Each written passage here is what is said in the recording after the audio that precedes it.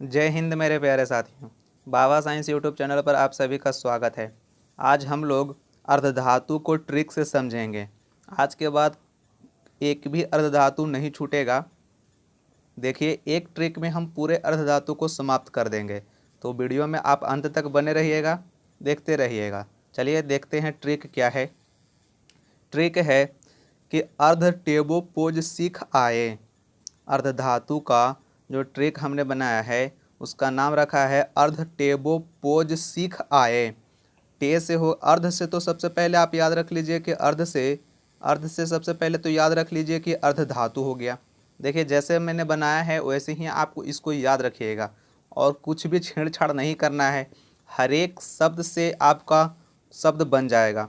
ठीक है, तो अर्धधातु को हमने याद रखा है। अर्ध से तो अर्धधातु हो गया, टे से हो गया टेलुरियम, बो से हो गया बोरॉन, पो से हो गया पोलेनियम, ज से हो गया जर्मेनियम, सी से हो गया सिलिकॉन, ख साइलेंट है, आ से हो गया आर्सेनिक, ए से हो गया एंटीमनी। ठीक है, तो टे से हो गया टेलुरियम, बो से हो गया बोरॉन, पो से हो गया पोलोनियम, ज से हो गया जर्मेनियम, सी से हो गया सिलिकॉन, ख साइलेंट यहाँ है, आ से हो गया आर्सेनिक और ए से हो गया एंटीमनी। टोटल अर्धधातु अगर पूछ ले कि टोटल अर्धधातु कितना है तो 7 है। एक चीज़ गौर कीजिएगा कि कहीं कहीं पे आपको अर्धधातु 6 ही देखने को मिलेगा। कहीं कहीं पे आपका जो अर्धधातु है वो 6 ही देखने को मिलेगा। पोलोनियम को कहीं कहीं पे अर्धधातु के रूप में शामिल नहीं किया गया है। पोलोनियम को कहीं कहीं पे अर्धधातु के रूप में शामिल नहीं किया है, पर हमने इसको यहाँ पे ले लिया है। कहीं कहीं कुछ कुछ किताबों में दिया हुआ है, एनसीईआरटी में भी दिया हुआ है, तो हमने इसको ले लिया है, पोलोनियम को भी ले लिया है। तो हमारा टोटल अर्धधातुओं की संख्या कितनी हो गई? 7। टे से हो गया टेलुरियम, बो से हो गया बोरॉन, पो से हो गया पोलोनियम, ज से जर्मेनियम, सी से सिलिकॉन और ख साइलेंट रखिए, और आ से हो गया आर्सेनिक और ए से हो गया एंटीमनी। टोटल अगर ट्रिक को 2-3 बार बोलिएगा, अर्ध टेबो पोज सीख आए, अर्ध टेबो पोज सीख आए, इसी से आपका काम चल जाएगा। यही हमारा छोटा सा ट्रिक है। अब अर्धधातु से और कौन कौन से सवाल बन सकते हैं हम उसको भी इस वीडियो में ही देख लेते हैं। चलिए देख लेते हैं कौन कौन से सवाल बनते हैं। सवाल है कि आवर्त सारणी में किस आवर्त में दो दो अर्धधातुएं हैं?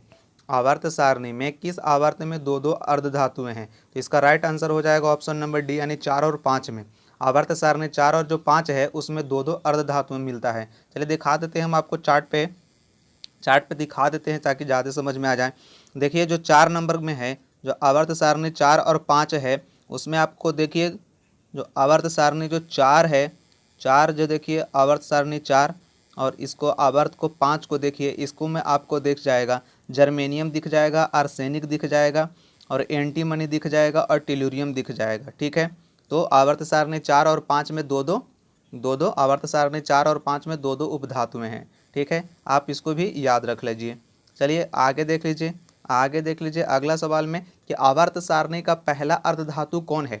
आवर्त सारणी का पहला अर्धधातु कौन है? तो इसका राइट आंसर हो जाएगा बोरोन। अगर पूछ ले कि अर्धधातु पहला अर्धधातु कौन से आवर्त में मिलता है तो दूसरा आवर्त में दीजिएगा, दूसरा आवर्त में। अगर पूछ ले कि आवर्त सारणी में पहला अर्धधातु किस में मिलता है, कौन सा आवर्त में मिलता है, तो बोरॉन जो मिलता है वो आपको दूसरा आवर्त में मिलता है। चलिए आपको फिर दिखाते हैं, आपको